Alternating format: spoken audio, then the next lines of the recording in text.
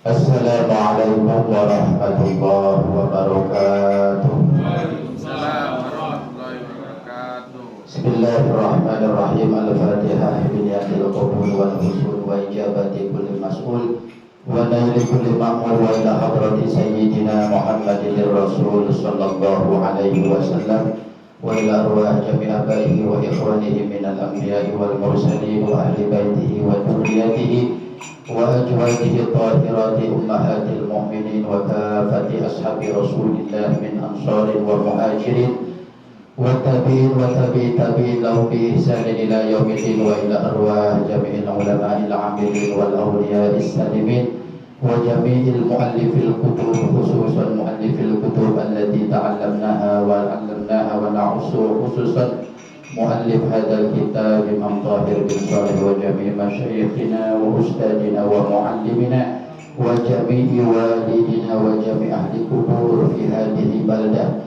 madadana ya Allah bimadadihim wa ala alaina min barakatihim wa amtir alaina ghaitha karamatihim wa nafahatihim wa fuyudatihim fid dunya wa dunya wal akhirah syai'ulillah lahumul fatihah. A'udzu billahi minasy syaithanir rajim. Bismillahir rahmanir rahim.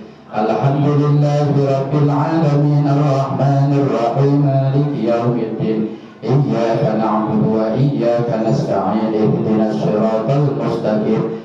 Siratal ladzina an'amta 'alaihim ghairil maghdubi 'alaihim waladdallin. Bismillahirrahmanirrahim. Nawaitu ta'alluma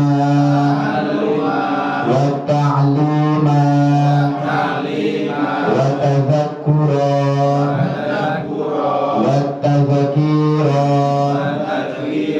wan naf'a wal intifa'a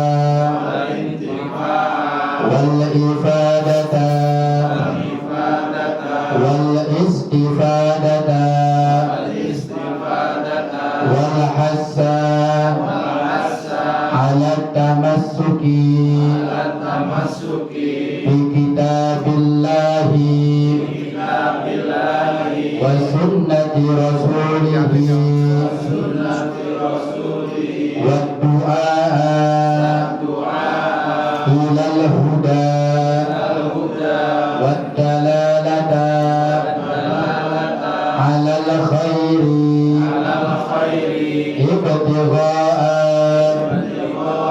wajhillahi wa mardatihi wa qurbihi wa sawabihi wa husnil khatimah. Bismillahirrahmanirrahim. Alhamdulillahi hasbi wa kafa wa salatan wa salaman ala habibihil mustafa wa ala alihi wa sahbihi wa man iktafa. Subhanaka la ilma lana illa ma 'allamtana innaka antal alimul hakim. Rabbana yassir wa a'in ya karim waftah bil haqqi wa anta fattahul alim. Amma ba'du. Hadaratul mukarramin wal muhtaramin, para alim, para kiai, para sesepuh, para tokoh masyarakat, bil khusus yang sama-sama kita hormati, Ketua DKM Musholla Asy-Syariah Bapak Eko Novianto beserta jajaran kepengurusan, hadirin, jamaah, Bapak Ibu yang hadir yang insyaallah dirahmati oleh Allah Subhanahu wa taala. Alhamdulillah, bersyukur kita kepada Allah Subhanahu wa taala. Pada malam hari ini kita masih diberikan kesempatan oleh Allah, diberikan kesehatan oleh Allah untuk kembali melaksanakan salah satu kewajiban kita, yakni bertolakul ilmi, hadir di majelis ilmu. Mudah-mudahan hadirnya kita di majelis mulia ini oleh Allah dicatat sebagai amal soleh, kebaikan yang insya Allah diterima di sisinya. Amin amin ya rabbal alamin. Amin. Man amila sholihan min dzakarin aw unsa wa huwa mu'min falanuhyiyannahu hayatan thayyibah. Ini jaminan orang yang mau beramal soleh. Kalau ada orang laki-laki atau perempuan amila solihan, mau beramal soleh, mau sodakohnya monggo, mau silaturahmi silakan. Amal soleh apa saja, termasuk duduk di majelis ilmu, ini amal soleh. Tapi wahwa mu'min, kata Allah, syaratnya harus dibarengi dengan iman. Jadi nggak asal sodakoh saja, nggak asal tahajud saja, tapi tahajudnya ada iman di hati kita, sodakohnya ada keimanan di hati kita. Wahwa mu'min falanuhyiyannahu hayatan thayyibah. Maka jaminannya, kata Allah, akan dibalas oleh Allah dengan kehidupan yang baik. Hidupnya baik, gitu Pak ya. Hayatan thayyibah. Hidup baik itu tidak melulu dengan materi yang berlimpah, Bapak ya.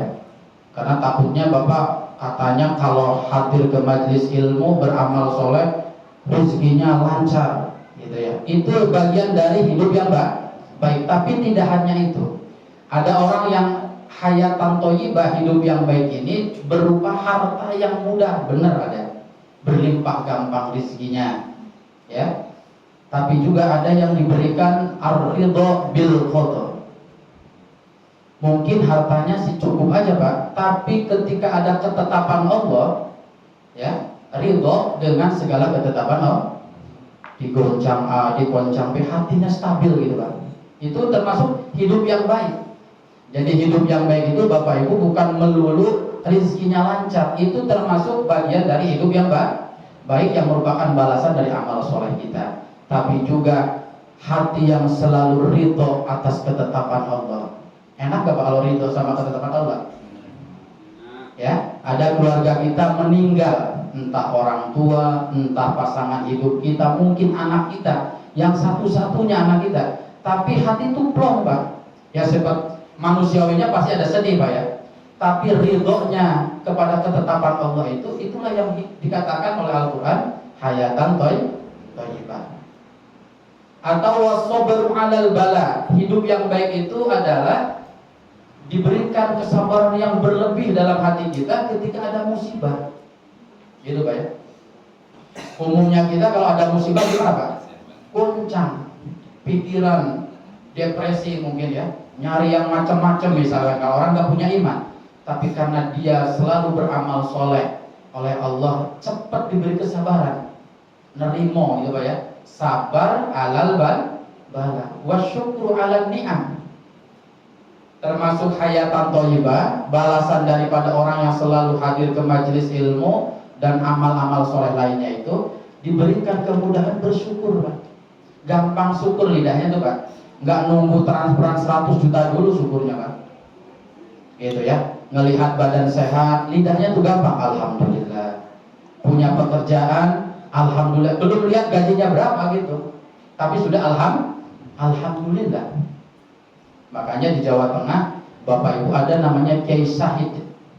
Jawa Tengah Sarang ya Bapak. Itu Kiai Syahid ini punya pesantren namanya pesantren Alhamdulillah.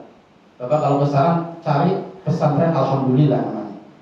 Kenapa pesantrennya Alhamdulillah? Karena Kiai Syahid ini terkenal orang yang gampang syukur. Apa-apa tuh syukur. Sampai melihat kemaksiatan pun lidahnya alhamdulillah gitu Pak. Kalau lihat rok mabur gitu Pak, tahu rok mabur gak Pak? Orang Jawa pasti mesem-mesem ini ya. Ngelihat yang sampai beliau ini pernah menghadiri acara di Semarang dengan para kiai-kiai sepuh. Kemudian jalan kaki di pinggir kali. Kali itu apa ya? Ya kali ya, sungai. Nah ketika di sungai itu para kiai sambil ngobrol karena kendaraannya mungkin tidak ada, sambil santai-santai ngobrol jalan ke tempat acara, ngelihat ada orang perempuan yang mandi, ya namanya di kampung Pak ya. Kalau mandi itu ya ada sedikit aurat yang terbuka perempuan itu. Semua kiai nutup mata dan mengucapkan innalillahi. Kita begitu nggak Pak? Kalau ada yang begitu, tontonan gratis gitu ya. Semua kiai langsung membuang mukanya dan mengatakan astagfirullah, inna lillahi. Semuanya berpikiran begitu. Tapi ada satu kiai yang mulutnya alhamdulillah. Ini kiai loh Pak ya. Bukan ustaz ecek-ecek gitu kan. Alhamdulillah. Semuanya kaget ini. Loh, ini Kiai Said kok alhamdulillah lihat orang mandi sedikit terbuka aurat. Ditanya sama kiai lain, Kiai Said kok alhamdulillah. Sementara kami para kiai yang lain astagfirullah karena melihat maksiat. Nah, kalau Kiai Said pola pikirnya begini, saya ini ngucapin alhamdulillah bukan lihat auratnya itu. Saya bersyukur melihat mereka yang terbuka aurat karena yang mandi di situ bukan istri saya. Alhamdulillah. Yang mandi di situ yang terbuka auratnya bukan anak perempuan saya. Berarti beda nggak Pak pola pikirnya? Nah, bisa nggak begitu Pak? Kalau ada yang cakep dilihat tuh, alhamdulillah. Kalau punya istri begitu bagaimana kita ya? Jadi ada kiai yang pola pikirnya itu syukur sampai melihat sesuatu yang menurut umumnya itu kemaksiatan, lidahnya masih tetap alhamdulillah. Karena yang ditakdirkan terbuka aurat itu bukan keluarganya sendiri. Berarti nikmat bukan Pak? Alhamdulillah. Nah, ini orang-orang yang terus istiqomah beramal soleh itu nanti hatinya itu diberikan kemudahan bersyukur, gampang syukur gitu Pak ya. Nggak melihat banyak, nggak melihat sedikit, nikmat apapun lidahnya alhamdulillah. Nah, ini balasan untuk orang-orang yang mau beramal soleh. Mudah-mudahan hadirnya kita di majelis ilmu ini tercatat amal soleh yang diterima di sisi Allah. Amin ya rabbal. Baiklah jamaah, kita akan melanjutkan kajiannya.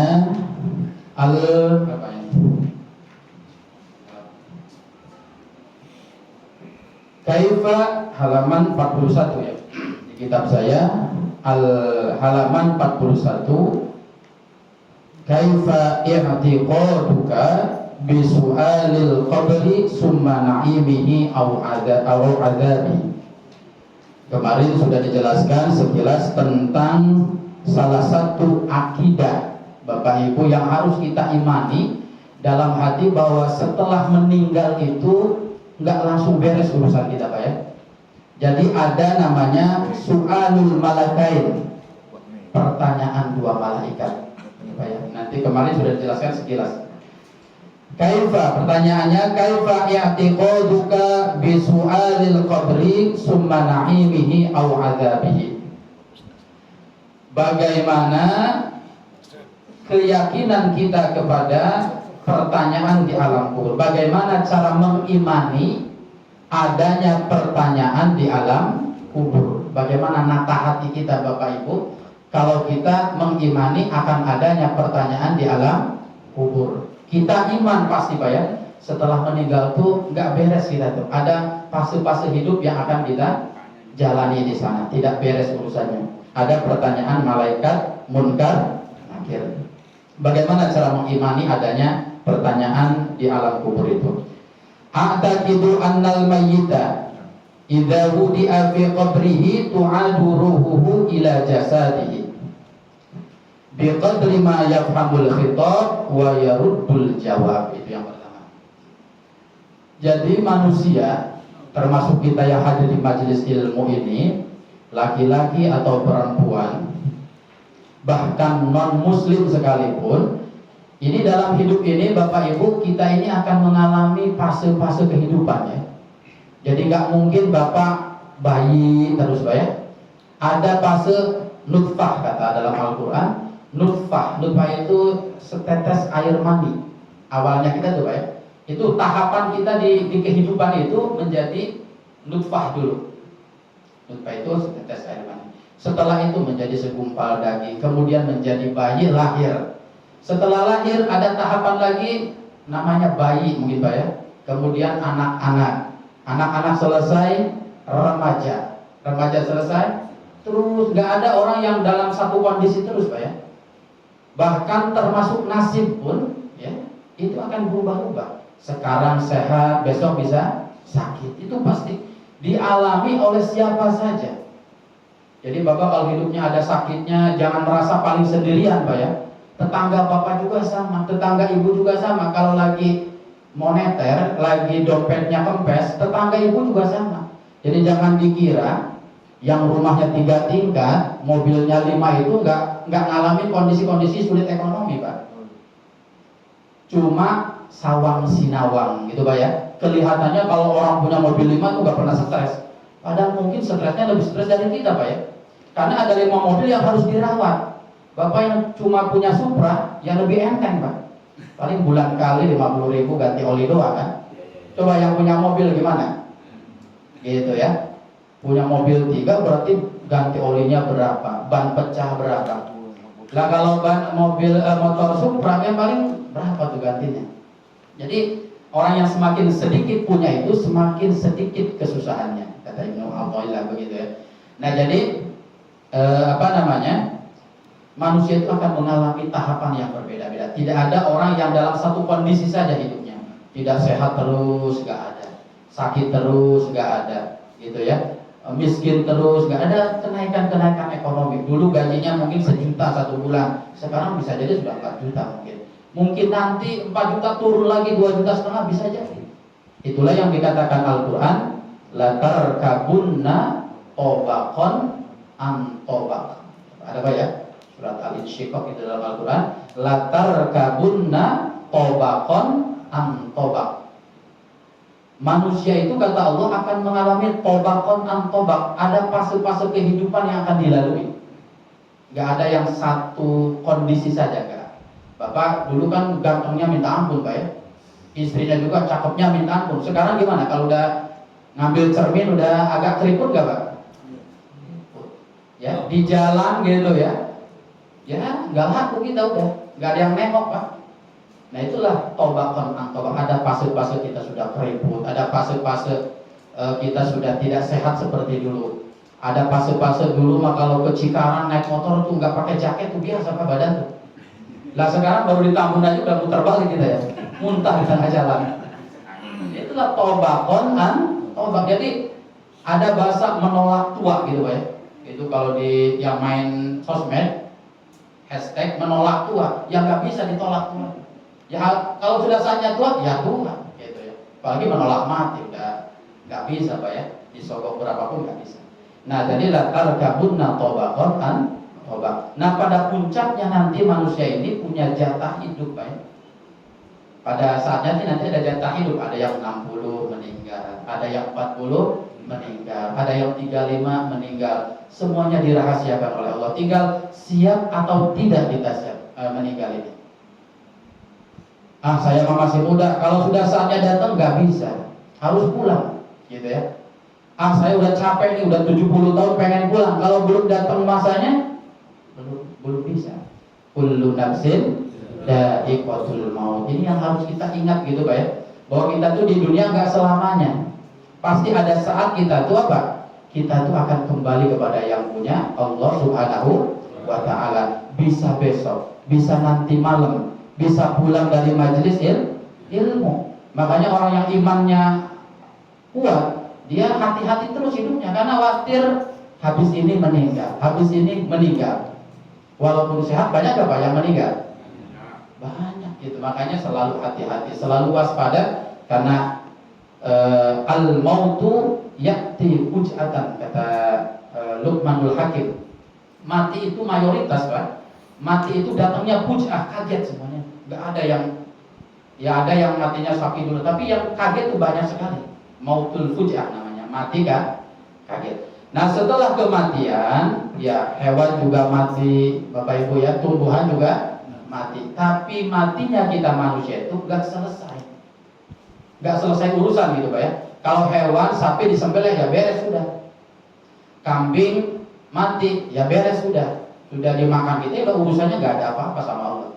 Tapi kalau manusia itu apa? Akan ada pertanggungjawaban. Nah, setelah nanti meninggal dunia manusia, mau beriman mau tidak, ya, nanti akan mengalami fase namanya alam barzah. Barzah itu artinya pemisah, tafrik. Pemisah antara alam dunia dengan alam akhirat. Jadi kita tuh nanti ke alam kubur dulu atau alam barzah sebelum ke alam akhirat. Jadi dunia, barzah atau kubur baru akhir alamnya gitu ya, alamnya. Nah, nanti di alam barzah itu kata Rasulullah, idza kubirul mayyit, ketika mayit telah dikubur. Nah, kemudian setelah dikubur, keluarganya pulang meninggalkan. Tidak ada satupun nanti di pemakaman kecuali kita misalnya. Nah, ketika sudah dikubur, beres penguburan, atahul malakani kata Rasulullah, akan datang 2 malaikat. Ini kronologinya gitu Pak ya. Kata Rasulullah, atahul malakani, akan datang kepada mayat itu 2 malaikat aswadani arzaqani. Malaikat ini warnanya aswad. Aswad itu Pak, hajar aswad itu putih apa kuning Pak? Hitam, berarti warnanya hitam. Arzaqani campur biru. Kayak apa tahu ya? Nah, yuqalu li ahadihima munkarun wal akharu nakirun. Malaikat 2 ini, malakani ini, yang satu namanya munkar, yang satu namanya nakir. Jadi 2 orang, munkar wa nakir. Nah, ini malaikat yang akan interogasi kita Pak nanti di alam kubur. Setelah datang fayaqulani, mereka keduanya akan bertanya kepada kita. Nah, ini jadi dalil bahwa setiap kita mau kafir, mau muslim, mau beriman, mau munafik, semuanya akan didatangi oleh 2 malaikat, yaitu munkar nakir. Munkar nakir itu artinya apa Pak? Masih ingat nggak? Munkar itu artinya aneh, nakir itu aneh. Karena ketika orang meninggal dunia melihat 2 makhluk ini aneh, kok saya baru lihat makhluk Allah kayak gini, belum nemu di dunia tuh. Pernah main ke Jambi, nggak nemu orang kayak gini, makhluk kayak gini. Nggak pernah main ke Singapura, belum pernah melihat orang makhluk Allah yang kayak begini. Makanya disebut munkar nakir, makhluk yang aneh. Munkar nakir, ingkar kita tuh ya. Nakir dari ingkar, jadi makhluk yang pertama kali kita lihat dan kita merasa aneh, kok ada makhluk Allah kayak gini, ireng biru gitu ya.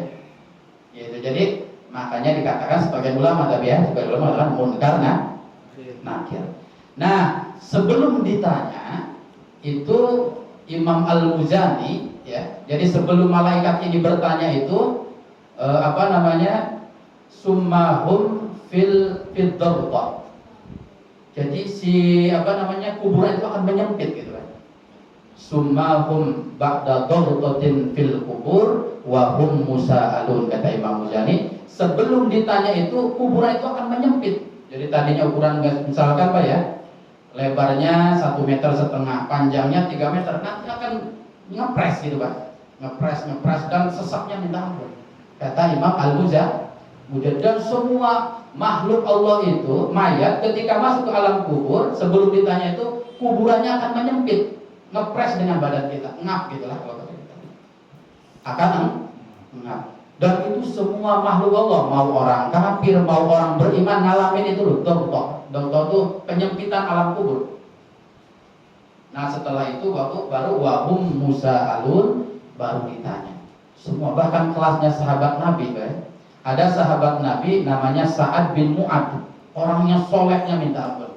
Sampai solehnya Imam sahabat Sa'ad bin Mu'ad, ketika meninggal dunia itu ya diiring oleh sab'una alfin minal malaikat. Yang nganternya itu bukan hanya manusia Pak, 70.000 malaikat nganter. Saking mulianya siapa? Sahabat Sa'ad bin Mu'ad, orang soleh, sampai malaikat pun ikut mengiringnya, mengiring kata Rasulullah, mengiring wafatnya sahabat Sa'ad, orang soleh.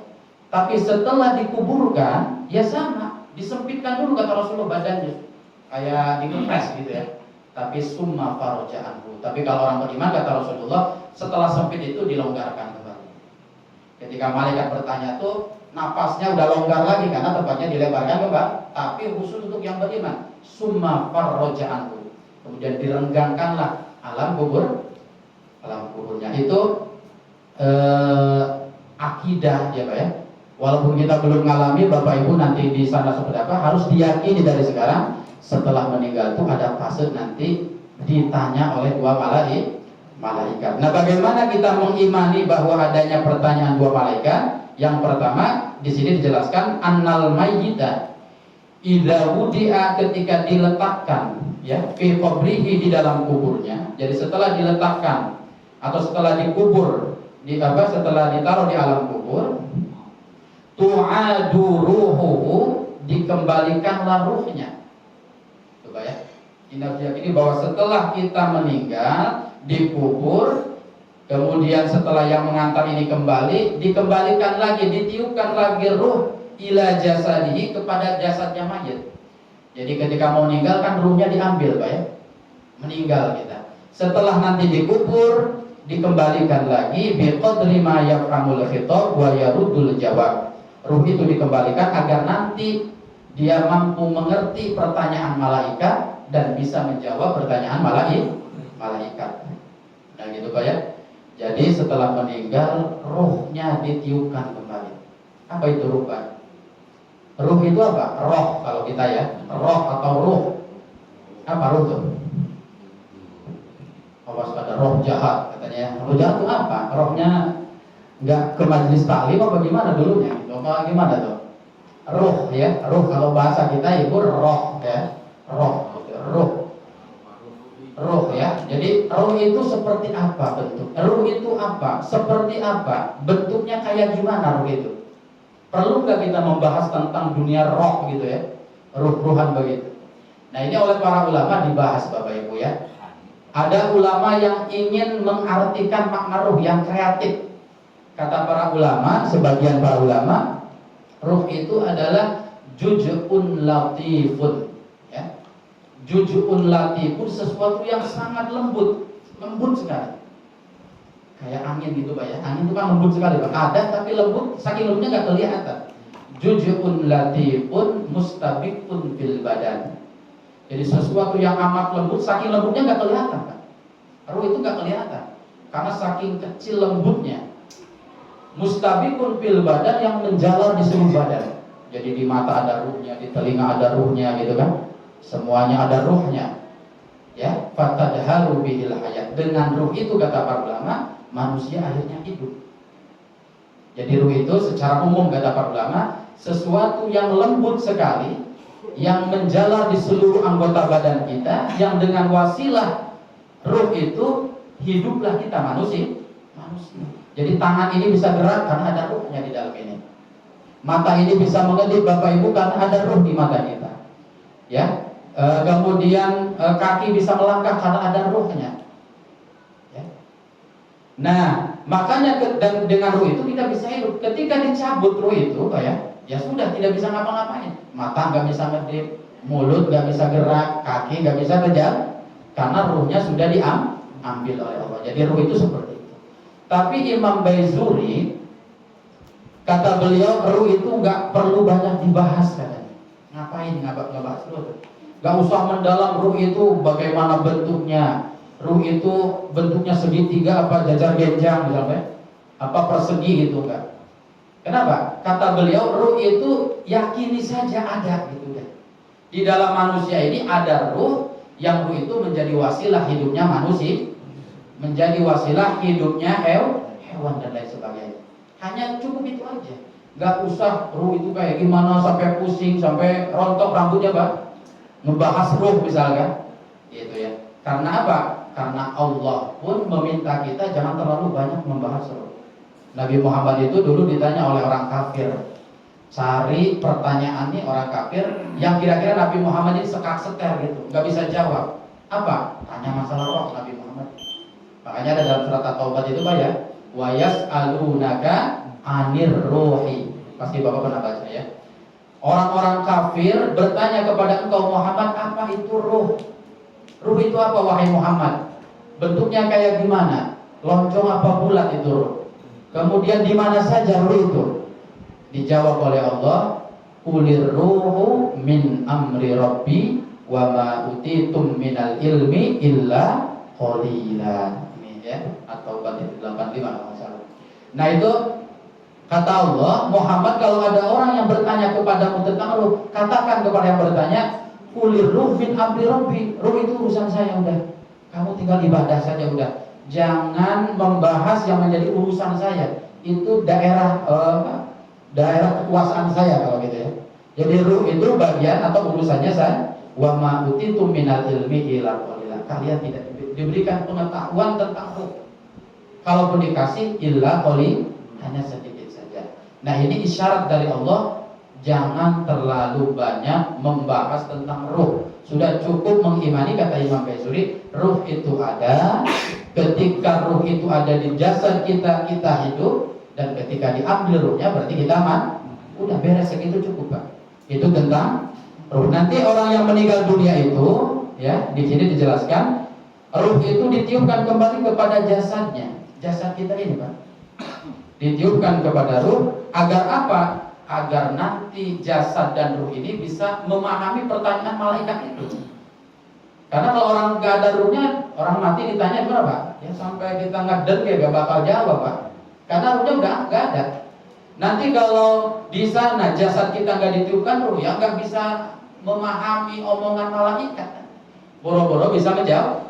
Jadi logikanya sangat masuk, Pak, ya. Kenapa jasad ini dihidupkan kembali dengan ditiupkan ruh? Karena nanti di sana akan ditanya dua malaikat, dan ruh itu ketika ditiupkan dia memahami khitab itu percakapan malaikat, dan wayurudul jawab, dia bisa menjawab apa yang dipertanyakan oleh malaikat. Bahkan Imam Nawawi kata beliau, wa yarudullahu wa yaruddu ilaihi alal khawasi, kemudian wal aqli, ya, kemudian wal ilmi. Bukan hanya jasad kita, ya. Hawas itu berarti panca indera yang ini tuh normal nanti di sana, kata Imam Nawawi. Jadi mata kita dengan ruh itu ditiupkan, mata kita mulai melihat lagi, mulut kita mulai qomat kamit lagi di sana. Tangan kita akan bergerak lah, sama seperti jasadnya ketika di dunia. Ya. Walaupun Ibnu Hajar mengatakan ila nisfihil a'la faqat, yang dihidupkan itu, yang digerakkan itu ila nisfihil a'la itu setengah saja ke atas. Yang diberikan ruh itu dari mulai pusar ke atas saja. Kaki ke bawah sudah tidak dihidupkan lagi oleh Allah. Karena kita, kenapa ke bawah tidak dihidupkan lagi, tidak diberikan ruh? Yang ila nisfihil a'la, kata Imam Ibnu Hajar dalam kitab Nurul Dhalam itu, karena yang akan ditanya cuma mulut saja. Nggak ada kepentingan ke kaki gitu. Nggak ada kepentingan ke kelamin ke bawahnya, nggak ada. Karena kalau tanya jawab itu yang paling berperan apa? Mulutnya. Makanya kata Ibnu Hajar, yang ditiupkan ruh jasadnya yang hidup itu ila nisfihil a'la, setengah ke atas. Ke bawah tidak, gitu ya. Tapi kebanyakan ulama semuanya dihidupkan. Nah, ini ruh dan jasad. Jadi yang pertama, meyakini bahwa adanya pertanyaan malaikat munkar nakir itu, yakini bahwa nanti setelah kita meninggal dunia, jasad kita di dunia ini nanti akan ditiupkan ruh lagi seperti semula hidup di dunia ini. Untuk apa? Untuk mendengarkan pertanyaan, untuk menjawab pertanyaan. Itu yang pertama harus diyakini seperti itu. Yang kedua, summa ya'tihi malakani fayas'alanihi. Setelah meyakini bahwa kita hidup lagi, ditiupkan ruh lagi, kemudian yakini setelah dihidupkan itu akan datang dua malaikat kepada kita. Akan datang dua malaikat kepada kita. Yang akan apa? Yang akan memberikan ujian. Para ulama menyebutnya fitnatul kubur, fitnah kubur. Sering dengar nggak, Pak? Fitnah kubur, ada azab kubur. Beda itu, Pak, ya. Fitnah kubur, ya Allah selamatkan kami dari fitnah kubur.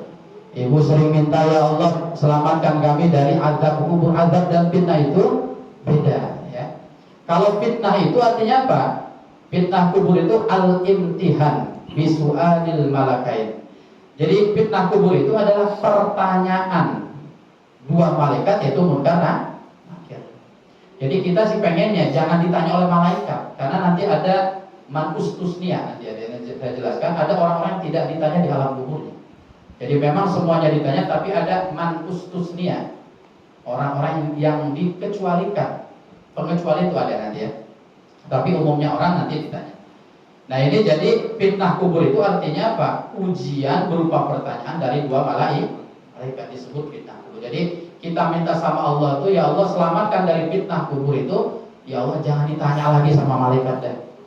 Nah, orang kalau sudah tidak ditanya oleh malaikat, man la yus'alu, fi qabrihi ya la yu'adzabu fi, kata para ulama. Orang kalau di alam kuburnya udah gak ditanya malaikat munkar nakir, otomatis tidak akan mendapatkan azab kubur. Jadi azab kubur ini balasan dari pertanyaan itu. Kalau nggak bisa jawab nanti azab, gitu ya. Jadi pertanyaan itu namanya fitnah kubur. Kalau nggak bisa jawab nanti dapat sanksi berupa dipukul, dihancurkan badannya, disiksa. Siksaan itu namanya azab kubur. Bisa dipahami Pak? Antara fitnah kubur dengan azab kubur. Jadi kalau fitnah kubur itu pertanyaan malaikat. Nah kalau azab kubur itu dampak dari pertanyaan itu. Kalau nggak bisa jawab berarti dapat sanksi azab kubur berupa siksaan yang pedih itu. Nah itu jadi nanti yakini bahwa setelah kita ditiupkan ruh akan datang dua malaikat. Ngapain? Fayas alanihi. Mereka akan menjawab dan bertanya kepada kita. Nah, ini di dalam hadis beberapa pertanyaan itu an rabbihi ya, tentang ditanya, kita akan ditanya oleh malaikat tentang Tuhan kita siapa, wa nabiyhi, tentang nabi kita siapa, wa an dinihi, agama kita apa, atau kita sering menyebutnya man rabbuka ya, man rabbuka, bukan mah rabbuka ya, awas bukan mah rabbuka, awas ya, man rabbuka bukan mah rabbuka, bahaya kalau mah rabbuka sih. Itu pertanyaan Bapak di malam hari ya. An rabbihi. Oh, nempelnya pasti itu doang ya. Man rabbuka, nanti yang ditanya itu ya. Man rabbuka itu apa Pak? Siapa Tuhanmu, kata malaikat. Wa man nabiyyuka, siapa nabimu? Wa ma dinuka, itu pertanyaan. Udah dapat bocoran enak Pak ya. Kalau ulangan ada dapat bocoran udah malamnya tidur anak-anak kan. Ngapain belajar gitu kan. Ibu bapak sudah dapat bocoran di dunia ini yang akan ditanya nanti fitnah kubur. Pertanyaan mereka itu 6 pertanyaan ini. An rabbihi man rabbuka, siapa Tuhanmu? Bisa dijawab nggak Pak? Latihan Pak.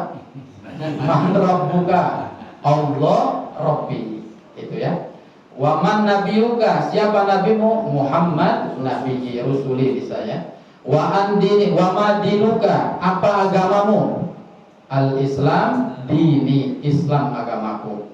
Wa ma kitabuka, apa kitabmu, atau satu riwayat wa ma imamuka, apa imammu? Al-Quran. Wa man ikhwanuka, siapa saudaramu? Seluruh kaum muslimun, muslimat, ikhwan. Yang terakhir wa aina kiblatuka, di mana kiblat? 6 itu. Agama, Allah, nabi, agama, kiblat, saudara, dan kitab. Hanya 6 pertanyaan itu. Gampang gak Pak? Ya, gampang. Udah pasti masuk surga semua, udah gampang ya. Tapi nanti dulu ada, ini yang jawab ini siapa nanti, gitu ya. Nanti makanya ada penjelasannya. Jadi yang menjawab itu bukan lidah kita ini nanti ya. Walaupun kita apalin tiap pagi, tiap sore, ya sholatnya enggak mah ya tetap aja rapat di sana Pak, lidahnya ya. Nah, Imam Nawawi di kitab lain dikatakan wa yas'alani kulla insanin bilughatihi. Ini ke maha rahmannya Allah Bapak Ibu, termasuk bentuk kasih sayangnya Allah, kata Imam Nawawi. Malaikat munkar nakir ini akan bertanya tentang 6 tadi itu dengan bahasa mayit. Jadi kalau orang Jawa, malaikatnya ngomong Jawa. Wa yas'alani kulla insanin bilughatihi. Malaikat akan bertanya kepada yang meninggal bilughatihi, dengan bahasa mayatnya. Jadi kalau orang Prancis ya ditanyanya bahasa Prancis, bukan manrobu. Manrobu itu orang Arab Pak. Maaf Pak ya, orang soleh, ibadahnya bagus, tapi nggak ngerti bahasa Arab. Ditanya manrobuka, tilang-tilang bisa Pak. Nah ini orang soleh ini, kata Imam Nawawi, kalau orangnya orang Arab ya mungkin bisa ngerti manrobuka. Lah orang Jawa gitu. Jadi kalau orang Jawa ngomongnya gimana Pak? Sopo apa? Sopo pangeranmu, gitu ya. Saha pangeran anjen kalau orang Sunda kan. Sopo jenengan-jenengan gitu pokoknya ya, panjenengan. Ya, nah itu bilughati. Nah ini jadi bukan pakai bahasa Arab semua gitu ya. Saking rahmannya Allah, maha kasihnya Allah kepada kita. Pertanyaan malaikat ini disesuaikan dengan kondisi apa? Kondisi mayatnya. Bahasa apa dia di dunia? Bahasa Inggris ya, bahasa Inggrisnya. Itu ya, dan lain sebagainya, bahasa-bahasa itu. Kemudian setelah ditanya 6 tadi, ada lagi sebenarnya pertanyaan di sini dijelaskan. Allati wa an faraidin allati kana amarahullahu biadaiha. Bukan hanya 6 tadi, tapi ditanya oleh malaikat itu tentang kewajiban-kewajibannya di dunia. Allah nyuruh sholat enggak, ditanya itu oleh malaikat. Jadi tidak hanya 6 itu yang ditanya. Ya, wajib zakat di dunia sudah mampu zakat apa enggak? Ya, rizkinya melimpah cukup untuk haji apa enggak? Terus ditanya. Wa an faraidin kana amarallah biadaiha, setiap hari. Nah ini, itu yang akan ditanyakan. Semua kewajiban-kewajiban Allah di dunia yang dibebankan kepada kita, itu juga akan menjadi pertanggungjawaban kita. Yang dekat musola, gimana datang enggak? Ya, kemudian majelis taklim diumumkan malam Senin, datang apa enggak? Itu kan kewajiban-kewajiban kita, Pak. Enggak cuma sholat 5 waktu, datang ke majelis ilmu itu apa? Thalabul ilmi fardhotun. Bukan fardun, fardhotun. Itu kalau dalam bahasa Arab, fardhu itu artinya apa? Sangat wajib. Kalau fardhu itu wajib biasa, tidak thalabul ilmi fardun, enggak gitu Kak. Tapi fardhotun namanya tak mubalaghah kalau dalam ilmu bahasa. Tak mubalaghah itu artinya tak yang menunjukkan makna sangat wajib dari itu. Tinggal lain segala-galanya. Jadi kalau ada pengumuman di grup gitu, nanti malam ada pengajian, kita pura-pura nggak baca, pura-pura nggak dengar, badan sehat, kesempatan ada, berarti kita sudah meninggalkan kewajiban kita. Dan itu akan ditanyakan nanti oleh malaikat di sana, gitu ya. Nah, fa'in kanal mayit, ketika ditanya oleh malaikat itu, fa'in kanal mayit minal ladzina amanu wa 'amilus sholihat. Kalau mayit yang ditanya itu adalah orang yang beriman, wa 'amilus sholihat, dan mau beramal soleh, iman dan mau beramal soleh, maka ajaba anis su'al bi taufiqillahi ta'ala ahsana jawabin. Maka oleh Allah lidahnya akan dimudahkan. Asal syaratnya itu iman mau beramal soleh. Karena ada orang iman tapi gak mau beramal soleh. Banyak kan? Percaya sama Allah tapi sholat titik. Itu beriman tapi gak mau beramal soleh. Iman sama Allah, adanya hari akhir, tapi ketika berlebih rezeki tidak sedekah misalkan. Ada tetangga susah gak dibantu, itu beriman tapi tidak mau beramal soleh, gitu ya. Jadi yang lengkap, iman juga oke, amal soleh juga oke. Nah nanti lidahnya oleh Allah akan diberikan taufik, kemudahan, digerakkan untuk bisa menjawab. Jadi nanti yang menjawab Allah Tuhanku itu amal solehnya. Lidah yang didorong oleh amal soleh. Makanya sia-sia itu nanti Allahu Rabbi gitu dihafalin di sini. Kalau nggak sholat ya nggak bisa kan. Kalau nggak zakat ya nggak bisa. Kalau nggak bantu orang ya nggak bisa. Kalau nggak iman ya nggak bisa.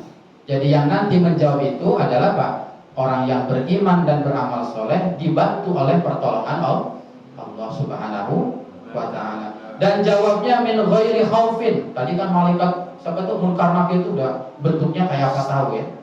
Tapi orang yang beriman ya tenang-tenang saja di sana Pak. Min ghairi khaufin. Enggak ada rasa takut. Ngadepin malaikat itu ya biasa aja sama-sama makhluk Allah. Makanya Umar bin Khattab berani nyentak malaikat Munkar Nakir itu apa? Jadi situ makhluk, kita juga makhluk, sama-sama makhluk gitu ya.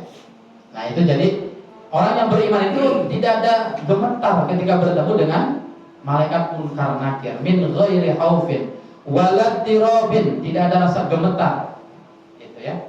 Wa yaftahu lahu baban min abwabil jannah fayahdhu bin na'im. Nah setelah mampu menjawab pertanyaan dua malaikat itu, nanti puncaknya diberikan kenikmatan. Nah akan diberikan kenikmatan wa yuqalu lahu, dan setelah selesai menjawab dikatakan kepada mayit hada jaza'u man kana fi dunyahu ala siratil mustaqim. Kata malaikat, engkau bisa menjawab pertanyaan kami berdua ini karena apa? Ini adalah balasan dari amal soleh yang kamu lakukan di dunia. Jaza'un, balasan. Jadi gak usah repot-repot sekarang Pak, ngapalin 6 itu gak usah kan. Yang penting sholatnya yang rajin, tahajudnya yang rajin, sodakohnya rajin, ke majlis. Insya Allah nanti lidah kita akan digampangkan oleh Allah menjawab beberapa pertanyaan dari malaikat. Kalau orangnya beriman dan beramal soleh. Bisa dipahami nggak Pak? Jadi yang memudahkan kita menjawab itu adalah amal soleh dan keimanan kita. Kita masih ada kesempatan di dunia untuk melakukan amal-amal soleh, ya. Tapi wa in kana mayyitun kafiran. Ini kalau orang mayitnya kafir gimana kalau ditanya ini ya? Wa in kana mayyitun kafiran au munafiqan. Tapi kalau yang meninggal itu adalah orangnya kafir, orangnya munafik. Munafik itu gayanya Islam tapi di belakang enggak Islam, nyerang Islam. Yudhashu wa la yadri ma yaqul. Jangankan menjawab ya, yang ditanyakan malaikat aja nggak ngerti ngomong apa ini, gitu ya. Boro-boro bisa aja yudhisu, bingung mayit itu. Kalau orangnya kafir, orangnya munafik di dunianya, yudhashu, dia bingung, wala yadri, dan nggak mengerti ma yaqul, apa yang diucapkan oleh malaikat ini. Pertanyaan apa ini, kata mayit yang kafir ini, karena nggak pernah dipersiapkan amal kebaikannya. Nah, udah ketika ditanya wa man nabiyuka, ya, di kitab apa itu Tazkirah Al-Qurtubi, Imam Qurtubi, ada orang ketika meninggal dunia ditanya wa man nabiyuka, siapa nabimu? Lidahnya rapat, udah nggak bisa jawab. Padahal di dunianya ngerti Nabi Muhammad, gitu ya. Kenapa orang ketika meninggal dunia tidak bisa menjawab Nabi Muhammad? Kata Imam Qurtubi, li'annahu nasiyan li sunnatihi. Ketika di dunianya percaya ada Nabi Muhammad, orang Islam berarti Pak ya, tapi nasiyan, lupa, gak ngamalin sunnah. Jadi salah satu orang yang nanti akan susah menjawab pertanyaan man nabiyuka, orang yang di dunianya mungkin iman sama Nabi Muhammad tapi ninggalin sunnah Nabi Muhammad. Wudunya asal wudu saja, padahal ada kesunahan ketika berwudu, padahal ada kesunahan ketika sholat, padahal ada kesunahan ketika masuk masjid dan lain sebagainya. Jadi orang-orang yang di dunianya meninggalkan sunnah Rasulullah, kata Imam Qurtubi, nanti di akhiratnya lidahnya tidak akan bisa menjawab Nabi Yuna atau Nabiku Nabi Muhammad, gak kenal sama Nabi Muhammad karena gak mengamalkan sunnahnya. Ketika ditanya wa ma kiblatuka, apa kiblatmu, di mana kiblatmu, apa kiblatmu, gak bisa menjawab Ka'bah lidahnya. Kata Imam Qurtubi, banyak orang ketika di alam kubur ditanya oleh mereka apa kiblatmu, mereka tidak bisa menjawab kiblatku adalah Ka'bah. Padahal di dunia setiap hari lihat Ka'bah, mungkin di rumahnya juga ada gambar Ka'bah kan? Mungkin. Tapi kata Imam Qurtubi, karena di dunianya likillati tahriris sholat, di dunianya tidak peduli dengan sholat, maka nanti di alam kubur walaupun orangnya Islam, karena ninggalin sholat, yang nggak ngerti itu kiblat itu apa. Karena di dunianya awfasa di wudu'ihi, sholat sih sholat tapi wudunya acak-acakan Pak. Itu juga yang akan membuat lidahnya nanti tidak bisa menjawab ketika ditanya oleh malaikat. Au iltifatin fi sujudihi au ruku'ihi, atau ketika sholat celingak-celinguk, tuh Pak, celingak-celinguk Pak, iltifat. Tahu nggak Pak, celingak-celinguk, noleh-noleh. Ibu kalau lagi sholat tilang-tilang, lihat kiri, lihat kanan gitu ya. Itu kata Imam Qurtubi yang akan mempersulit lidah kita menjawab pertanyaan malaikat. Makanya kan sunnahnya kalau sujud itu, kalau sholat itu lihat masjid, tempat sujud gitu ya. Sunnahnya nunduk gitu kan. Sunnahnya nunduk. Karena kata Imam Qurtubi salah satu yang menyebabkan sulitnya di menjawab pertanyaan malaikat adalah apa? Iltifat itu noleh-noleh ketika sholat, hukumnya makruh dalam fikihnya. Nah itu orang-orang kafir, orang-orang yang munafik itu boro-boro menjawab pertanyaannya aja kagak ngerti gitu. Jadi boro-boro bisa menjawab, ya sudah kalau nggak bisa jawab fayu'adzibanihi asyaddal adab. Udah gak banyak ngomong sama malaikat, langsung disiksa aja. Dan disiksa itu Bapak Ibu ya, bukan ruhnya saja. Nah ini ada orang yang disiksa nanti ruhnya. Tidak Pak ya. Ya ijma'nya, kesepakatan ulama Ahlus Sunnah wal Jamaah, termasuk Imam Qurtubi di dalamnya, kemudian juga ada Imam As-Suyuti dan beberapa ulama Ahlus Sunnah wal Jamaah. Jadi yang disiksa itu jasaduhu wa ruhuhu. Jasad jasad kita ini Pak, nanti yang merasakan sakit itu ya fisik kita dan ruh kita juga disiksa nanti. Termasuk nikmat juga yang akan merasakan ya badan kita ini, jasad kita, ruh kita yang di dunia ini. Jadi disiksa yang sakit ya jasadnya dan ruhnya, diberikan nikmat juga jasad dan ruhnya. Termasuk yang ditanya oleh malaikat itu ya jasad ruhnya juga Pak. Bukan hanya ruh, nanti kalau dalam kubur jasad si hancur, betul hancur, tapi dikembalikan lagi nanti. Tu'adu ahlu sunnah wal jamaah, tu'adu ruhuhu ila jasadihi, kata tadi ya. Ruh itu akan ditiupkan ke jasad. Kalau jasadnya hancur gimana gitu? Berarti kan butuh lagi. Sampai kata Imam Nawawi, matanya ada, nanti hidungnya ada, akalnya sempurna lagi, pengetahuannya ingat lagi nanti Pak. Wa yaruddu ilaihi anil hawas wal aqli wal ilmi, semuanya dikembalikan normal. Dan itulah yang nanti akan merasakan nikmat kubur, azab kubur, termasuk siksa api neraka.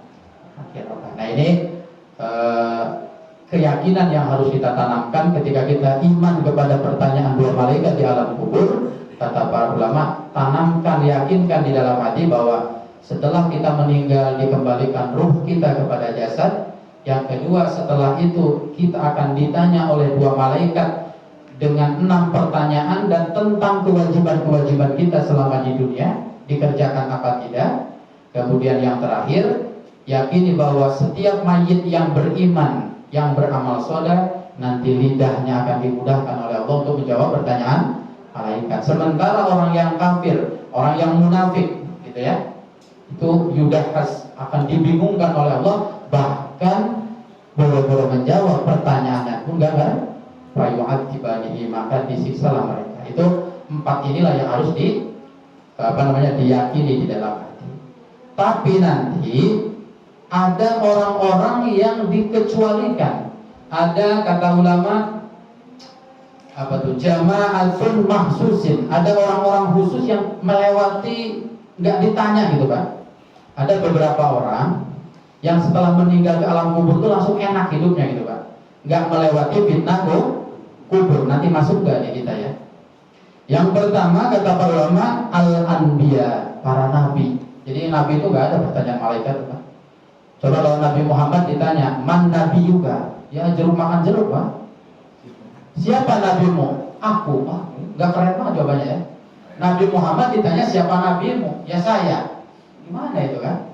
Makanya para nabi itu tidak ada yang ditanya oleh malaikat, dua malaikat. Al-anbiya wasyuhada, orang yang mati syahid, mau syahid dunia, syahid akhirat, dunia akhirat. Orang mati syahid ketika nyari ilmu meninggal langsung tidak ada pertanyaan dua malaikat.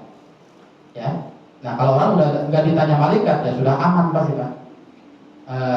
Al-anbiya, yang kedua asyuhada. Kemudian yang ketiga yang tidak akan mengalami fitnah kubur pertanyaan malaikat itu diantaranya al-mulajim bi qiraati suratil mulki wasajdah fi kulli lailah. Orang yang setiap malam baca surat mulk, tabarok Bapak Ibu ya. Rasulullah itu setiap malam sebelum tidur ada 2 surat yang gak pernah ditinggalkan sepanjang hidupnya. Al-mulku dengan hamim sajadah, as-sajdah. Coba ya, 2 surat itu. Kita pesimis misalkan amal soleh gak banyak, ya udah baca tabarok aja biar nanti gak ditanya di malam oleh malaikat di alam. Mulazim dan Bapak, kulalaila setiap malam kecuali ada uzur, kecuali sakit berat gak bisa baca muluk ya. Ketika badan sehat, sebelum tidur atau nanti pas bangun tahajud baca mulku. Tabarok kita coba ya. Cuma berapa ayat itu? 30 kalau lebih ya. 29 atau 30 ayat. Sedikit 5 menit, 10 menit mungkin sudah selesai baca itu. Itu termasuk orang yang nanti diselamatkan. Kemudian al-murabit lailan wa naharan fi sabilillah. Dalam kondisi perang ya, orang menjaga kampungnya. Lagi enggak aman gitu Pak ya. Kita ini syariah kalau nggak dijaga akan ada serangan musuh. Jadi ada orang yang ngeronda gitu Pak kalau sekarang. Ngeronda menjaga saudaranya supaya tidurnya nyenyak, nggak diganggu oleh musuh. Murabit, orang yang menjaga saudaranya dari serangan musuh. Itu juga nanti akan diselamatkan dari fitnah kubur. Dan yang terakhir salah satunya adalah man mata fi lailatil jum'ah aw yaumah. Orang yang diwafatkan Allah di hari Jumat atau di malam Jumat, itu nanti tidak ditanya. Mamin muslimin, tidak ada orang Islam kata Rasulullah yamutu yang meninggal dunia fi yaumil jum'ah aw lailaha illa waqahu min fitnatil kubur. Kalau ada orang meninggal di dunia kemudian dia Islam, makanya orang kafir sebaik apapun misalkan ya, orang kafir nggak iman tapi orangnya meninggal hari Jumat ya nggak dapat syafaat hari Jumat itu ya. Atau ada orang Islam ahli maksiat, tukang mabuk malam Jumat tinggal, gimana tuh Pak? Selamat nggak dari fitnah kubur? Sementara yang hadir ke majelis ilmu ninggal hari Rebo, gimana itu? Oh gitu ya. Jadi ada orang ahli maksiat kemudian meninggal hari Jumat, ini banyak ulama berbeda pendapat. Ada ulama mengatakan ya nggak bisa karena di situ tuh mamin muslimin, orang yang Islamnya sempurna. Oh, ya, orang Islam sempurna, orang Islam benar-benar Islam nggak mungkin mabuk tuh. Kalau yang benar-benar berarti dia kategorinya tidak tam Islamnya. Maka tetap orang yang maksiat ini walaupun di malam Jumat ya umumnya seperti orang bermaksiat, tidak mendapat itu. Tapi ada lagi ulama yang mengatakan ya walaupun maksiat kan tetap muslim, gitu Pak ya. Kasihan juga kan? Apa mendingan masuk neraka orang yang begitu? Ya jangan juga ya. Jadi kata ulama walaupun dia ahli maksiat meninggal malam Jumat atau hari Jumat, gitu ya. Nah itu di hari itu tidak ditanya oleh malaikat, hari itunya saja Pak. Memang tidak mendapatkan fitnah kubur, tapi hari itunya saja, hari pertamanya saja, hari Jumatnya, hari Sabtunya ya siap-siap, sudah ditunggu ya. Itu karena orang iman itu dalam satu riwayat nanti ditanyanya sab'ati ayyam, ditanya oleh malaikat itu 7 hari. 1 hari, 2 hari pertama, hari kedua sampai 7 hari. Ditanya terus kita sudah di dalam kubur. Jadi jangan dibayangkan setelah meninggal ditanya sekali sudah selesai, enggak. Orang beriman itu 7 hari ditanyanya. Sab'ati ayyam, setiap harinya 1 pertanyaan. 1 hari pagi ya udah, besok tanya lagi. Tapi kalau orang kafir arba'ina yauman sampai 40 hari ditanya. Siksanya terus. Itu ada riwayat mengatakan demikian. Tapi yang orang beriman menggentang mau tiap hari juga ayo aja karena sudah kuat itu ya amal soleh. Jadi orang yang mati syahid, para nabi ya, kemudian tadi apa yang memudawamkan, yang sering membaca surat Tabarak dan Sajdah, kemudian murabit orang yang menjaga keamanan di lingkungannya gitu ya, dan terakhir orang yang meninggal di hari atau malam Jumat, itu salah satu orang-orang yang nanti diselamatkan dari fitnah tidak akan ditanya. Man lam yus'al lam yu'adzab, kata orang yang tidak ditanya oleh malaikat tidak akan disiksa selama-lama. Jadi kita pilih. Kalau nabi nggak bisa Bapak ya. Saya mau jadi nabi nggak bisa. Tapi kalau syahid bisa Pak. Syahidnya syahid akhirat. Kalau ke Palestina kita mikir-mikir Pak ya. Istri masih muda, gitu kan. Anak masih perlu biaya. Jadi udah jalur doa saja atau jalur donasi misalkan kita ke sana. Kalau secara fisik mungkin kita mikir-mikir. Ya sudah syahidnya syahid akhirat ya. Syahid akhirat itu kayak ya tolakul ilmi, meninggal dan lain sebagainya. Kemudian tadi apa? Yang meninggal di hari Jumat. Nah itu tentang pertanyaan dua malaikat. Jadi singkatnya, kesimpulannya harus diimani oleh kita setelah meninggal itu urusan kita belum beres dengan Allah Bapak Ibu ya. Ada pertanyaan dua malaikat. Nanti kita akan dibangunkan kembali, akan ditanya tentang aktivitas kita, kewajiban kita di dunia. Dan ketika kita beriman dan mau beramal soleh di dunianya, udah di sana tenang-tenang saja. Tapi ketika munafik kita, naudzubillah kalau ada orang kafir misalnya, akan mengalami kesulitan di alam kubur. Itu barangkali yang bisa disampaikan sebelum ditutup. Ada beberapa pertanyaan.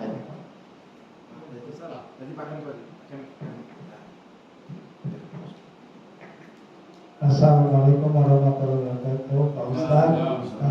Mau nanya, yang pertama ada orang di WA kirim salam dengan tulisan ASS. Itu kita orang Islam jawabnya bagaimana? Itu yang pertama Pak Ustadz. Yang kedua ini dari tema yang kemarin di minggu kemarin yaitu berkurban. Yang pertama, bolehkah orang berkurban tidak menyaksikan proses penyembelihannya? Terus lebih utama mana kurban untuk yang masih hidup atau sudah meninggal? Ini saya Ustaz, minta tolong dijawab untuk pertanyaan. Kurban dulu ya. Jadi kurban atau dalam fikih udhiyah, ya, udhiyah atau kurban. Kurban itu memang ada syarat dan rukun yang harus dipenuhi. Nah, kehadiran atau hadirnya mudhohi, hadirnya orang yang kurban itu tidak disyaratkan. Jadi yang kurbannya di Jakarta, tapi mengkorbankannya di sini itu sah. Boleh yang yang kurbannya tidak menghadiri penyembelihan, silahkan. Apalagi kalau lihat darah langsung pingsan orangnya, kan? Ya udah jangan, tidak disyaratkan. Tapi kalau hadir ya tidak apa-apa. Melihat kurbannya disembelih, itu yang pertama tidak syarat. Yang kedua tadi apa? Yang kurbannya kurban apa? Nah, orang yang kurban itu adalah kewajiban, bukan kewajiban, sunnah muakkad ya, untuk orang yang masih hidup. Nah, lebih afdal mana? Lebih afdal yang masih hidup. Kalau orang yang udah meninggal, nah ini kata Imam Syafi'i, madhabnya Imam Syafi'i Pak ya. Itu ketika kalau orang meninggal itu nggak bisa kurban. Kurban itu mau keluar dari alam kubur gitu ya. Maksudnya mungkin ahli warisnya mengorbankan gitu ya, mengorbankan orang tua yang meninggal. Nah, gitu ya. Nah, kalau ada orang meninggal dunia, orang tuanya, ahli warisnya, anaknya mengorbankan untuk orang tuanya, kata Imam Syafi'i, kalau orang tuanya ketika hidup wasiat, nanti bapak kalau meninggal dunia tolong dikorbankan ya, disembelihin sapi kurban. Itu harus dikorbankan. Kalau ada wasiat. Tapi kalau tidak wasiat, meninggal ya meninggal aja, nggak ada nanti kalau sudah nggak ada gitu. Meninggalnya udah mendadak gitu. Itu kata Imam Syafi'i tidak boleh mengorbankan orang yang udah meninggal, kata Imam Syafi'i. Tapi tiga madhab lain, Imam Maliki, Imam Hambali, Imam Hanafi, mau wasiat mau tidak boleh. Nah, Imam Syafi'i tadi gimana? Orang meninggal dunia nggak wasiat, tidak usah dikurbankan. Kenapa? Karena kurban itu harus disertai niat mudhohinya. Kurban itu harus butuh niat orang yang kurban. Orang meninggal gimana niatnya? Kata Imam Syafi'i ini baik alasannya. Jadi orang yang sudah meninggal dunia tidak usah dikurbankan kalau tidak wasiat. Kenapa? Kurban itu ibadah yang perlu niat dari yang kurbannya. Tapi kalau dia tadi sebelum meninggal itu minta dikurbankan wasiatnya, berarti kan dalam hati udah ada niat tuh. Paham nggak Pak? Bapak orang tua gini, nah nanti kalau saya udah sakit keras, kalau saya meninggal nanti dikurbankan, berarti dalam hatinya udah niat mau kurban sebenarnya. Tapi keburu sah makanya Imam Syafi'i. Tapi kalau nggak ada omongan meninggal dunia, nggak perlu dikurbankan lah, mending bapak aja kurbannya, gitu ya. Kata Imam Syafi'i. Tapi kita ada pilihan madhab lain, 3 madhab yang lain, mau wasiat mau tidak boleh mengorbankan orang tua, agamanya Pak ya, atau siapa saja, guru atau siapa, ya, mengorbankan orang atas nama orang meninggal. Karena kata para ulama, kurban itu hakikatnya sodako. Kurban itu hakikatnya sodako itu orang meninggal masih bisa merasakan kemanfaatan sodako, gitu ya. Jadi silakan. Kalau yang afdol ya memang bapak ibu lagi hidup ya kurban, atau orang tua yang masih hidup disarankan kurban. Tapi kalau udah meninggal tadi mau madhab Syafi'i atau madhab yang lain. Kalau madhab lain lebih fleksibel, silakan, boleh. Imam Syafi'i lihat ketika meninggalnya wasiat apa tidak. Kalau wasiat berarti kurban, kalau tidak nggak perlu. Apa tadi? OWA ya. AS itu apa? Assalamualaikum ya. Oh, singkat itu ya. Jadi salam itu kan hukumnya wajib menjawab ya. Hukumnya itu dulu. Hukumnya menjawab salam itu wajib. Kalau mengucapkannya sunnah. Nah, pertanyaan awalnya begini, wajibkah menjawab salam di WA dulu gitu ya? Ada assalamualaikum di grup ya, kami atas nama panitia ini. Kalau dari sananya, kalau dari yang mengirim WA-nya, misalkan Pak Eko informasi tentang kurban, ada salam ya. Kita ini harus punya dugaan, Pak Eko-nya menyebutkan nggak di sana ketika itu mulutnya tuh ngomong nggak assalamualaikum, apa nulis aja tapi hatinya nggak mengucapkan salam. Jadi kalau kita menduga keras bahwa yang nulis ini lidahnya mengucapkan salam ketika kirim WA, maka kita wajib menjawab salam. Tapi umumnya orang kalau bikin WA tuh pasti hatinya tuh ngomong pasti Pak. Assalamualaikum kan lidahnya dan hatinya pasti ngomong Pak ya. Makanya setiap ucapan salam di WA bil kitabah bahasa kitanya dengan tulisan itu, maka kita tetap menjawab salam. Menjawabnya bil kitabah boleh dengan tulisan lagi waalaikumsalam, waalaikumussalam yang benar Pak ya, dan waalaikumsalam, waalaikumussalam. Gitu ya, nanti di ini. Nah, atau kita kan ada yang WA gitu nggak dijawab lagi Pak, tapi lidah kita menjawab otomatis, itu juga cukup. Paham Pak ya? Jadi menjawab salam di WA itu bisa bil kitabah ditulis lagi waalaikumsalam, waalaikumussalam, atau dijawabnya cukup di lidah tapi tidak ditulis, di hati tidak ditulis, sudah cukup. Nah ASS tadi, AS Roma apa ya? AS itu, nah ini bagaimana hukumnya? Kita ngerti nggak maksudnya AS itu apa? AS itu, iya maksudnya singkatan, paham nggak ibu yang dikirim AS itu, paham nggak maksudnya apa? Ya udah, kalau ibunya paham maksudnya ASS itu berarti ya jawab waalaikumsalam. Ya bila perlu ya ditegur, kalau salam ya yang sempurna nggak apa-apa. Assalamualaikum gitu ya. Nah jadi menjawab salam tapi ibunya paham dengan maksud ASS WRWB gitu kan. Nah itu biasanya kan ya jawab salam itu ya. Karena seyakin-yakinnya yang nulis ASS itu tujuannya Assalamualaikum warahmatullahi wabarakatuh. Pasti tujuannya itu, walaupun disingkat. Nah nanti jawab salam itu Pak, yang benar itu waalaikumsalam dan waalaikumsalam.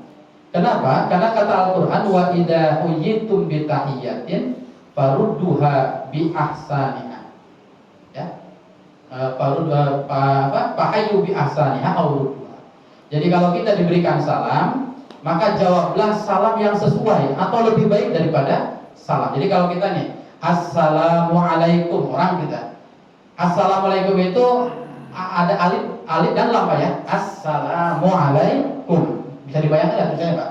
Alif, lam, sin, lam, alif, mim, assalam. Kata Al-Quran kalau kita diberi salam ya harus sepadan. Aurudduha, dibalas dengan sama. Syukur-syukur lebih baik daripada itu. Ya. Yang bagus itu begini, orang dijawab Assalamualaikum, jawabnya Waalaikumsalam warahmatullahi. Bagusnya begitu.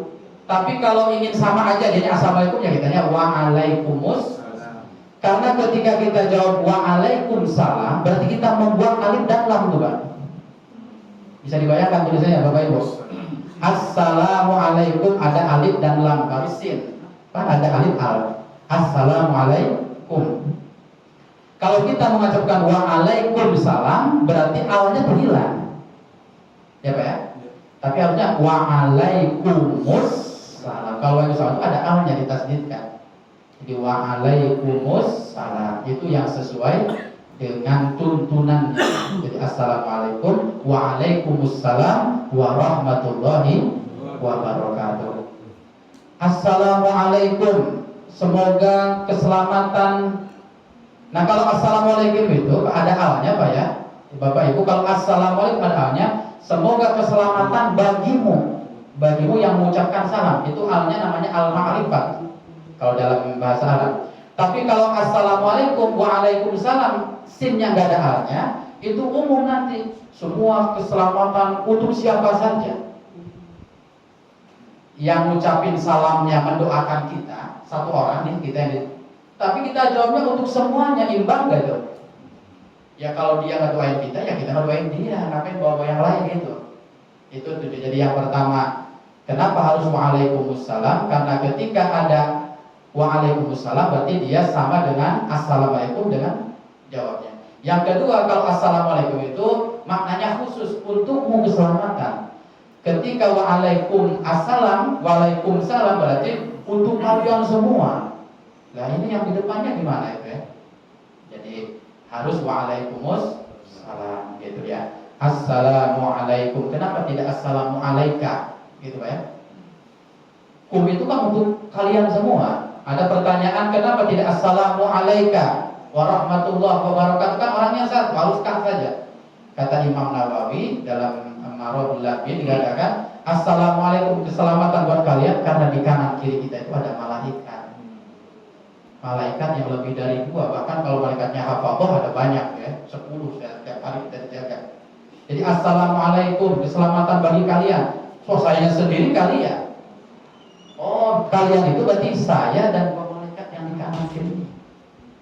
Itu makanya sunnah ibu kalau bapaknya berangkat kerja diingetin sama ibu, Pak kalau mau berangkat tuh ucapin assalamualaikum. Kenapa? Kata Imam Nawawi, nanti dijawab bukan hanya oleh ibu waalaikumsalam, tapi malaikat yang ada di ibu pun ikut mendoakan.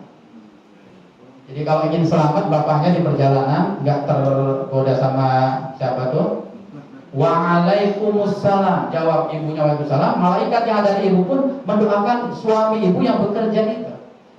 Jadi assalamualaikum, waalaikumsalam warahmatullahi wabarakatuh. Malaikat yang ada di badan kita pun menjawab itu semua, kata Imam Nawawi. Itu ya. Jadi kalau ASS itu tujuannya kita paham, maka wajib menjawab waalaikumsalam. Jangan WSS lagi nantinya ya.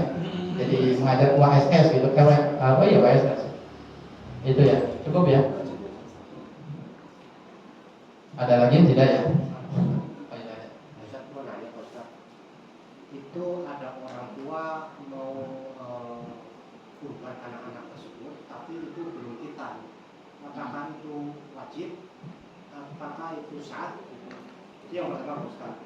Terus yang kedua, itu bisa ada orang misalnya bekerja, kecelakaan, kadang-kadang mati lah yang meninggal ya. Apakah itu dikategori mati syahid, bebas dari api neraka, Ustaz? Apa namanya, kurban itu ya hukumnya sunnah muakkad, tidak wajib ya, sunnah muakkad. Tapi wajib kalau dinadari, nadar. Saya kalau proyek saya goal, saya nanti akan kurban di Idul Adha sapi satu untuk satu orang, boleh silakan. Nggak mesti harus 7 orang Pak, sapi itu ya. Bapak kaya raya sih 1 orang, sapi 1 orang nggak apa-apa. Yang 1/7-nya kurban, yang lebihnya nanti sodaqah sunnah nanti. Jadi kan ada tanya, ini Pak Ustadz kalau sapi 1 baru 4 orang, sah nggak kurban? Ya sah. Nanti 4/7-nya jadi daging kurban, yang 3-nya nanti sodaqah sunnah, itu Pak ya. Malah yang paling abdol itu sapi 1 untuk 1 orang kalau bisa Pak Eko ya. Yang 7 aja repot Pak Eko ya. Alhamdulillah sudah 7 1. Nah itu ya. Jadi kalau anak kecil dikurbankan oleh orang tua, ya tidak wajib tapi boleh-boleh saja silahkan. Ya gitu, maksudnya anak kecil dikurbankan itu. Ya belum hitan, ya nggak apa-apa. Jadi belum hitan atau belum balik silahkan ya, silahkan dikurbankan. Tapi ya dalam rangka nanti tidak wajib gitu ya. Boleh silahkan. Hukumnya boleh, anak-anak kecil yang belum balik berkurban silahkan. Kalau ada rizkinya dan berlimpah gitu silahkan. Kemudian nanti orang yang tabrakan gitu ya, meninggal dunia ya. Ini memang mati syahid itu sebenarnya banyak kategorinya ya. Ada mabetun. Mabetun itu orang yang sakit perut melilit sampai meninggal dunia. Orang apa sih penyakit langsung kayak apa tuh? Atau apa yang duduk tuh mati apa namanya? Angin duduk itu mabetun itu mati syahid ya, syahid akhirat ya. Syahid akhirat yang disetarakan dengan orang mati syahid ya gitu. Nah ini jadi mabetun, kemudian juga mughrib itu orang yang tenggelam di lautan, itu juga termasuk mati syahid. Nah orang yang kebakaran ya, jadi ketika kebakaran di PT-nya sampai dia meninggal dunia itu juga termasuk syahid. Nah kalau di nas-nas hadis memang tidak saya temukan orang yang tabrakan gitu ya. Orang yang tabrakan mati syahid itu gak saya temukan gitu ya. Tapi sudah tadi orang yang terbakar, orang yang tenggelam, orang yang penyakit taun kemarin itu wabah gitu ya, itu juga termasuk mati syahid ya, mati syahid. Nah sementara yang tabrakan itu ya saya tidak menemukan apakah mati syahid atau tidak gitu ya, mati syahid. Jadi tapi orang yang kecelakaan yang sampai ini bisa kayak kapal terbang mungkin bisa termasuk ke mati syahid. Jadi intinya sih kalau dalam teks-teks kitab Ghuriksi tidak ditemukan, saya belum menemukan ya. Saya belum menemukan keterangan orang yang kecelakaan itu termasuk mati syahid gitu ya. Tapi yang dijelaskan tadi sakit perut sampai meninggal dunia, taun, wabah, kemudian tenggelam, terbakar dan lain sebagainya. Tapi kalau mau dikiaskan nanti sebenarnya bisa-bisa saja. Kalau begitu kan tentu Pak ya. Ada ulama orang tabrakan itu gak syahid, tapi ulama lain bisa mengatakan syahid. Karena apa? Ada kemiripan nanti. Kemiripan apa? Sesuatu yang tidak diinginkan gitu. Orang tenggelam ada nggak orang yang lihat pengen tenggelam hidupnya? Nggak ada. Orang tabrakan juga nanti. Jadi ketika muncul ada ulama atau ada ustaz mengatakan, oh itu termasuk mati syahid, ya sah-sah saja silakan ya. Karena fikih itu sifatnya fleksibel Pak ya. Tapi yang saya baca belum menemukan teks itu. Tapi kalau ada guru lain mengatakan, oh itu termasuk mati syahid karena disamakan dengan orang yang tenggelam, ya monggo, itu namanya fikih ya. Fikih itu selalu memungkinkan perbedaan beda dan sah semuanya. Ini benar itu benar ya. Itu baik. Wallahu a'lam bishawab. Al-Fatihah. A'udzubillahi minasyaitonir rajim. Bismillahirrahmanirrahim.